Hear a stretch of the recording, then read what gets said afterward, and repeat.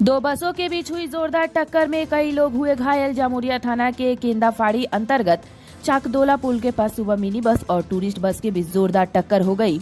दोनों बसों के चालक सहित कई लोग गंभीर रूप से घायल हो गए हैं। मिनी बस और दीघा से आ रही टूरिस्ट बस में कुल 65 लोग सवार थे।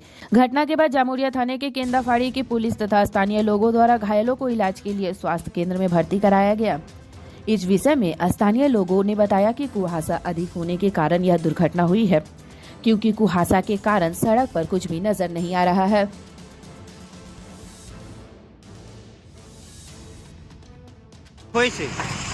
আমরা দীঘা গিয়েছিলাম, দীঘা থেকে ফিরবার সময় তপসি মোড়ে আপনার এসে বোধহয় এখানে অ্যাক্সিডেন্ট। হ্যাঁ, মিনি বাস ওই দিক থেকে এসে আপনার এই বাসটা ঠিক মানে আপনার এই সাইডে লিভার আগেই ও এসে মেরে ফেলে মিনি বাসটা। কটার সময় হয়েছে ঘটনাটা? এইটা দাদা বলতে পারবো না, এটা কটা টাইম পড়ছে, সকালে। কি মনে হয়েছে এটা কুয়াশার কারণে?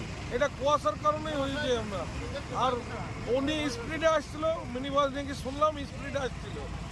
কতজন মোটামুটি যাত্রী ছিল? আমরা যাত্রী 60 জন ছিল আমরা। আহত কতজন হয়েছে?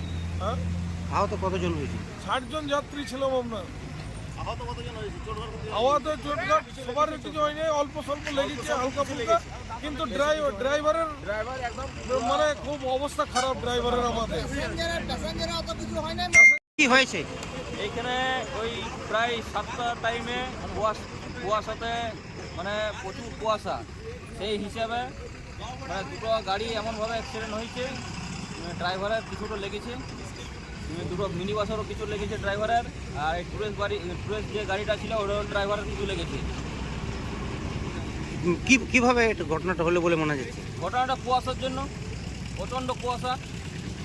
এই বাস দুটো কি এই যে টুরিস্ট বাসটা কোথা থেকে আসছিল? এটা দীঘা গিয়েছিল।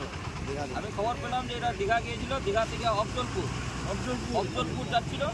তো মাঝ রাস্তা আমাদের এই অদম সাধু বাবা যে ব্রিজটা আছে এখানেই ঘটনাটা ঘটেছে।